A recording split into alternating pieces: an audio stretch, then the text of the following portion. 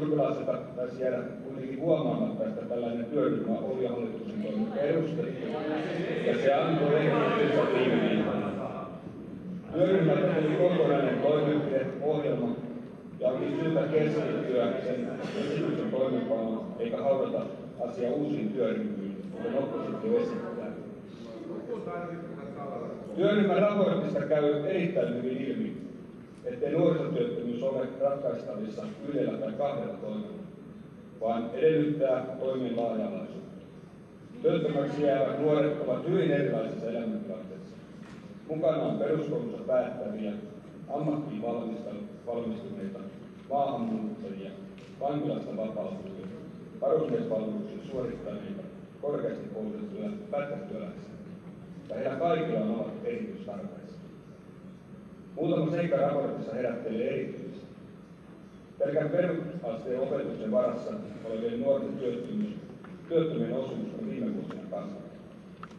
Juuri heillä on suuri vaara syrjäytyä työssä ja koulutuksessa, mikäli niiden ulkopuolella olo pitkittyy. Kokoomuksen eduskuntaryhmä pitääkin tärkeänä sitä, että hallitus on nostanut ammatillisen koulutuksen paikkamääriä huomattavasti. Samoin panostukset työpajatoimintaan ja ammattistartteihin tukevat juuri nuoria, joilla ei ole ammatillista koulutusta. Tätä työtä on jatkettava ja uusia keinoja otettava käyttöön. Alle 17-vuotiaille nuorille ensisijaisena tavoitteena on oltava koulutuksen ja osaamisen kartuttaminen nuorten omat vahvuudet ja toiveet huomioon. Aika ajoin tähän on keinoksi kaavailtu oppivelvollisuusiän pidentämistä. Keskustelua ovat virittäneet erityisesti SDP ja viimeksi SAK:n entinen puheenjohtaja Lauri Hala. Huomionarvoista on, että uusilla pakoilla ja ongelman siirtämisellä itse asia ei kuitenkaan saa.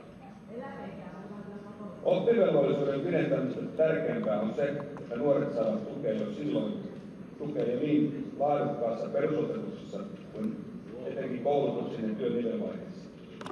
Nuorten koulutuksen ja palveluiden on joustettava. Polkuja työelämään on kyettävä räätälöimään yksilöllisesti henkilökohtaisen suunnitelman mukaan. Nyt on keskityttävä nuorten henkilökohtaiseen tukemiseen, saattamaan ja motivoimaan nivelvaiheiden yli. Oppivelvollisuusiän pidentäminen ei nuorten oppimisvaikeuksia tai syrjäytymisongelmia ratkaise, vaan pahimmillaan vain pitkittää niitä. Nuorilla on oltava aikaa. Tukea tarvitaan yksilöille, ei massoille. Monet nuoret kokevat hankalaksi ensimmäisen työkokemuksen saamisen. Ensimmäistä työpaikkaa pidetään jopa ratkaisena tulevan työuran kannalta. Kokoomuksen eduskuntaryhmä on esittänyt jo aiemmin, että nuorilla on löydettävä harjoittelupaikka. Yritysten YT-menettelyt eivät saa olla esteenä nuorille ammattiin valmistuvilla harjoitteluilla, kunhan harjoittelulla ei korvata lomautettuja tai irtisanottuja työntekijöitä. Iloitsemme myös siitä, että valtion hallinto on harjoittelupaikkoja luvassa. Kaikki konstit on otettava käyttöön, että nuorten työttömyyshaasteeseen voidaan vastata. Toimivia ja osaavia käsipareja tarvitaan niin koulussa, työvoimahallinnossa kuin työpaikoilla. Ja erityisesti tukemaan nuoria työuran alkuun. Tulevaisuudessa me tarvitsemme juuri näitä nuoria pelastamaan ikääntyvää Suomea. Meidän on kyettävä tukemaan heitä tässä kaikille vaikeassa tilanteessa. Arvoisa puhemies, kokoomuksen eduskuntaryhmän mielestä taantuman taituttua tavoitteena ei ole ainoastaan samantasoinen, vaan vielä paremmin toimiva hyvinvointiyhteiskunta kuin ennen lamaa. Hyvinvointiyhteiskunnan pelastaminen ja parantaminen edellyttää vastuullista taloudesta huolehtimista, mutta myös rohkeita rakenteellisia uudistuksia, rahoituspohjan sekä hyvinvoinnin tuottamisen malleja. Eteenpäin on katsottava avoimin mielin.